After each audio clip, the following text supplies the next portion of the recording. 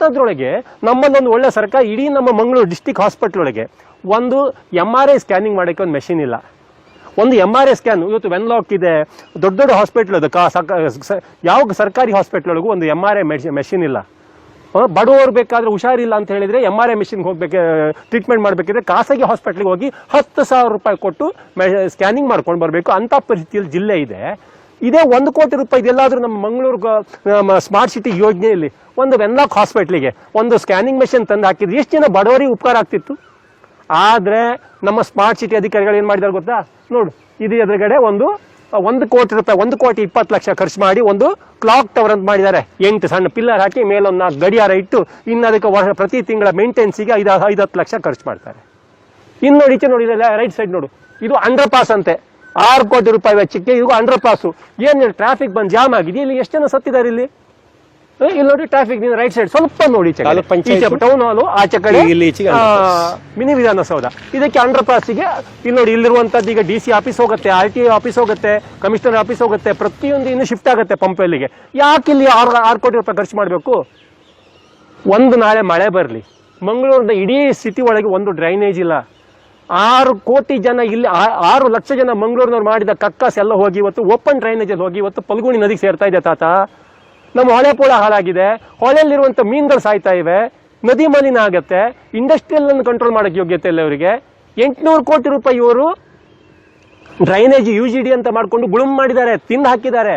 ನಮ್ಮ ಹೊಳೆ ಹಾಳಾಗೋಗಿದೆ. ಒಂದ್ ಕಡೆ ಪಶ್ಚಿಮ ಘಟ್ಟ ನಾಶ ಮಾಡ್ತಾ ಇದ್ದಾರೆ ತಾತ. ಇಡೀ ದೇಶ ಲಾಗಾಡಿ ತೆಗಿತಾ ಇದ್ದಾರೆ. ನಿನ್ನ ಹೆಸರು ಹೇಳ್ಕೊಂಡು ಗಾಂಧಿ ಜಯಂತಿಗೆ ನಿಂಗೊಂದಿಷ್ಟು ಹಾರ ಹಾಕ್ತಾರೆ ಎಲ್ಲ ಬಂದ್ಕೊಂಡು, ಪತ್ರಿಕೆಯವ್ರು 4 ಫೋಟೋ ತೆಗೆದೋದ್ ನಂತರ ಮತ್ತೆ ಇಲ್ಲ, ಮತ್ತೋಗಿ ಇವರು ಹೆಂಡ ಕುಡಿಯೋದಕ್ಕೆ ಹೋಗೋದು. ನಿನ್ನ ಬರ್ಡೇಗೂ ಕೂಡ ಇವರು ಹೆಂಡ ಬೀಳಲ್ಲ, ಸ್ಕಾಚ್ ಬಿಸ್ಕಿ ಇಟ್ಕೊಂಡು ಕುಡಿತಾರ್ರಿ ಇವರು. ಇಂಥ ದೇಶ ಆಗಾಗಿದಾಗ ಅಂತ ತಾತ ಯಾವಾಗ ಸುಧಾರಿಸೋದು? ನಮ್ಮ ನಾಡು ಉದ್ಧಾರ ಆಗಲಿ ಅಂತ 2,500 ಕೋಟಿ ರೂಪಾಯಿ ಇವತ್ತು ಬಿಡುಗಡೆ ಮಾಡ್ಕೊಂಡಿದ್ದೇವೆ ಮಂಗಳೂರಿಗೆ ಸ್ಮಾರ್ಟ್ ಸಿಟಿಗೆ. ಎಲ್ಲ ಹೆಗ್ಗಣಗಳು ಸೇರ್ಕೊಂಡು ಬಸ್ ಸ್ಟ್ಯಾಂಡಿಗೆ 22 ಕೋಟಿ ಅಂತೆ, ಇಲ್ಲಿ ಕ್ಲಾಕ್ ಟವರಿಗೆ 1 ಕೋಟಿ ಅಂತೆ, ಅಂಡರ್ ಪಾಸಿಗೆ 6 ಕೋಟಿ ಅಂತೆ. ಯಾರು ದುಡ್ಡು ತಾತ? ಇದೆಲ್ಲ ಪಾಪದವರ ರಿಕ್ಷಾ ಡ್ರೈವರ್ಗಳು, ಬಸ್ ಕಂಡಕ್ಟರ್ಗಳು, ಕೂಲಿ ನಾಲಿ ಮಾಡೋರು. 1 ಪ್ಯಾಕ್ ಬಿಸ್ಕತ್ ಮನೆಗೆ ತಗೊಂಡೋಗ್ಬೇಕಿದ್ರೆ, 1 ಲೀಟರ್ ಹಾಲು ತಗೊಂಡೋಗ್ಬೇಕಿದ್ರೆ, ಒಂದು ಬೆಂಕಿ ಬೆಡ್ಗೆ ತಗೊಂಡೋಗ್ಬೇಕಿದ್ರೆ, ಮಕ್ಕಳಿಗೆ ಒಂದು ಔಷಧ ತಗೊಂಡೋಗ್ಬೇಕಿದ್ರೆ ಅದ್ರ ಮೇಲೆ ಟ್ಯಾಕ್ಸ್ ಅಂತ ಕಟ್ತಾರ ತಾತ. ಅದೆಲ್ಲ ಹಣವನ್ನು ಈಗ ಇವರು ಈ ಸರ್ಕಾರಿ ಅಧಿಕಾರಿಗಳು, ಈ ರಾಜಕಾರಣಿಗಳು ಈ ರೀತಿ ಲೂಟಿ ಮಾಡ್ತಾರೆ. ಯಾವಾಗ ಬುದ್ಧಿ ಬರುತ್ತೆ ತಾತ ಇವರಿಗೆ? ನೀನ್ ಯಾಕೆ ಸ್ವಾತಂತ್ರ್ಯ ತಂದು ಕೊಟ್ಟಿ ನಮ್ಗೆ ಹೇಳೋ? ನೀ ಆನ್ಸರ್ ಕೊಡ್ಲೇಬೇಕು. ನಮ್ಗೆ ಯಾಕೆ ಸ್ವಾತಂತ್ರ್ಯ ತಂದು ಕೊಟ್ಟಿ? ಇದ್ರ ಬದಲು ಬ್ರಿಟಿಷರು ಇದ್ದಿದ್ರೆ ಏನ್ ಚೆನ್ನಾಗಿತ್ತು. ಆರಾಮಿಗೆ ಅವ್ರು ಇಷ್ಟೊಳಗೆ ಇಂಗ್ಲೆಂಡ್ ನ ಬಿಟ್ಟು ನಮ್ಮ ದೇಶನ ಉದ್ಧಾರ ಮಾಡ್ತಿದ್ರು. ಈ ಲೂಟಿ ಮಾಡಕ್ಕೆ, ಇವರಿಗೆಲ್ಲ ಲೂಟಿ ಮಾಡಕ್ಕೆ, ಈ ರಾಜಕಾರಣಿಗಳಿಗೆ ನಮ್ಮ ಜನಸೇವೆ ಹೆಸರೊಳಗೆ ಲೂಟಿ ಮಾಡಕ್ಕೆ ನೀನು ಸ್ವಾತಂತ್ರ್ಯ ತಂದು ಕೊಟ್ಟಿದ್ದು.